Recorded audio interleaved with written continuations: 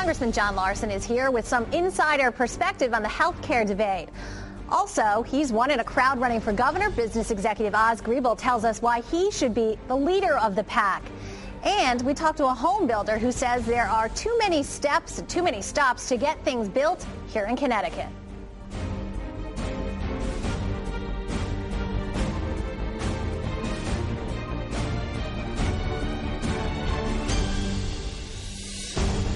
Welcome. You're watching The Real Story. I'm Lori Perez. We are happy to have with us today Congressman John Larson from the 1st District, home from D.C. after the contentious and historic vote on health care. Congressman Larson is the 4th-ranking Democrat in the House, is chair of the Democratic Caucus, a position in which he is tasked with building consensus among his colleagues. Congressman Larson, thanks, first of all, for being here. Oh, great to be with you, Lori. Building consensus among your colleagues, that is quite a task. A lot like herding cats in the United States Congress. I can imagine. Describe, if you will, just how contentious it was over the past few weeks and months, particularly with the health care debate. Well, I think it was both a exciting and historic time for the country. And whenever you have issues that are this big, when it's been more than 100 years that presidents have tried to pass health care, and to achieve it certainly was both historic and I think a great thing for the American people. I think, as the president said, it demonstrates that we're still capable of doing big things as a nation. And I think there was quite a relief. Certainly it was contentious. People have strong feelings about this, and in these economic times and during this recession, et cetera, when people don't quite understand a bill, when it hasn't been fully vetted with the public, there's a sense of the unknown and concern about that. But I think since the bill was introduced and it's been signed into law and people begin to understand that there will no longer be any pre-existing conditions that will prevent you from getting insurance. When we came back on Friday of that week, Lori, we went immediately to the Children's Hospital. And Marty Gavin started out by saying, what a great opportunity this will be for pediatricians and doctors to participate. And then we had Emily Light come in, and she just stole everyone's hearts. A 7-year-old with cerebral palsy in a wheelchair who maneuvered it like you couldn't believe. I could never do that. To a standing ovation from the people who knew what this meant. And then her father, who was on COBRA payments and lost his job and now is working part-time, got up and spoke on her behalf. That's what it's all about. That's why it was so important to end pre-existing conditions, to make sure that there can no longer be any rescission of insurance policies, to improve and strengthen Medicare, to close the dreaded donut hole for seniors and give them greater benefits as well.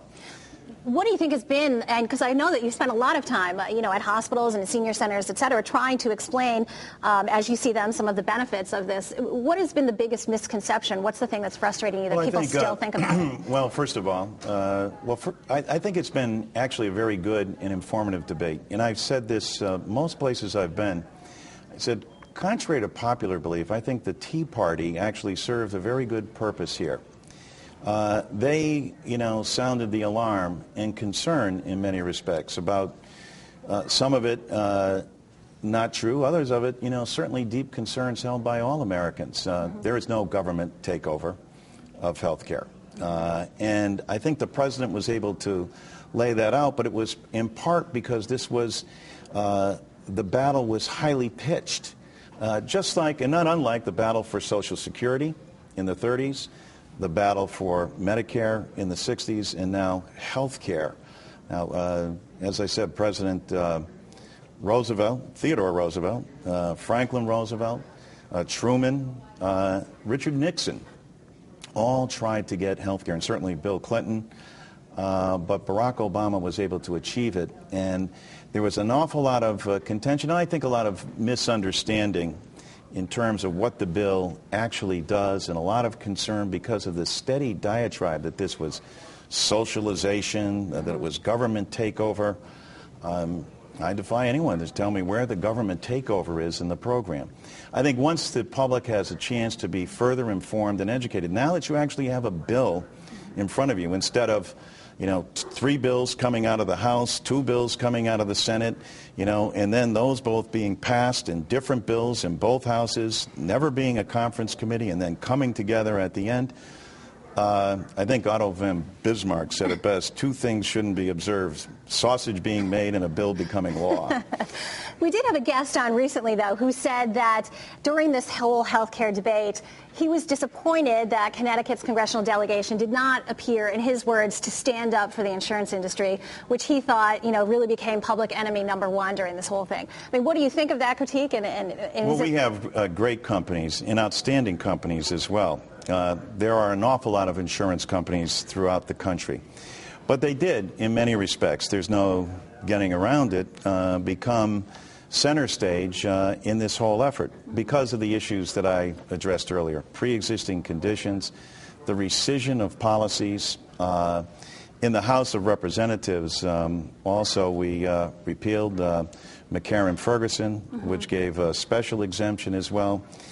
Certainly, our companies here, I think, have done a great job. The Aetna specifically, I'd like to single out, because Ron Williams came and testified before the committees. And, they were not opposed to even the public option. And I think as time goes on, obviously, 31 million additional customers for the insurance industry, they're going to do quite well. Their stocks all rose after the passage of the bill. But we had Cigna CEO on when the bill got passed, and he said it's not an employment-friendly bill, and it's going to raise premiums.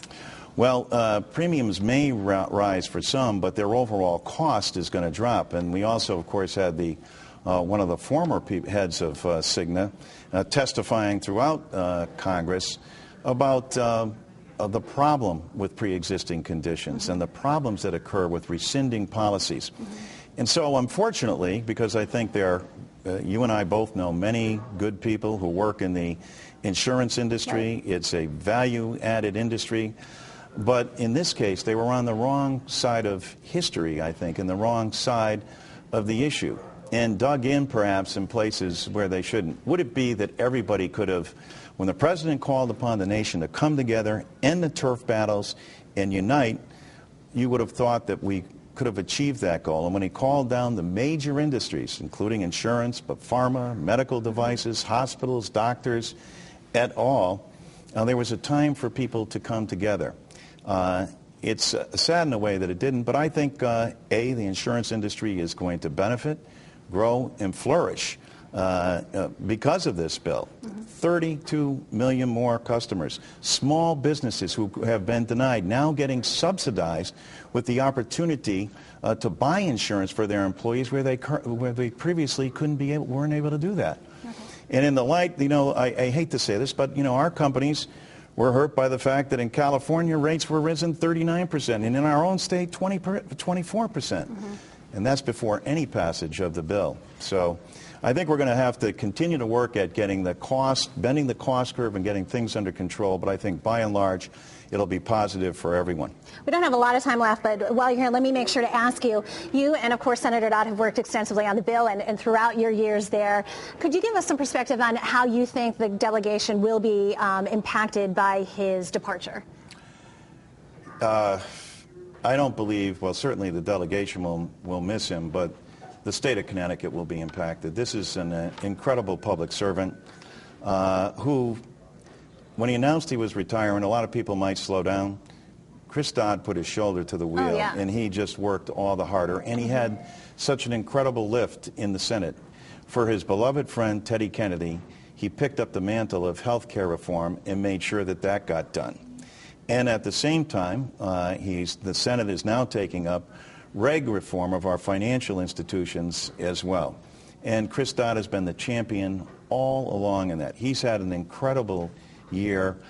The people of Connecticut, I think, will come to understand in his absence, certainly I know we will, the incredible asset he was to the state of Connecticut. You can't replace that kind of experience and the relationships and the networking and the absolute devotion to the state of Connecticut and these people that Chris Dodd has given over his lifetime. Right. And there's certainly a lot of people looking to take his place. So that's an interesting race. Thank you. We will look forward to your continued hard work. Thanks for taking some time with us today. Pleasure to be here, Lori. John Larson, heading back to the district in just a few days. Up next, a GOP candidate for governor tells us why he stands out from the crowd of candidates.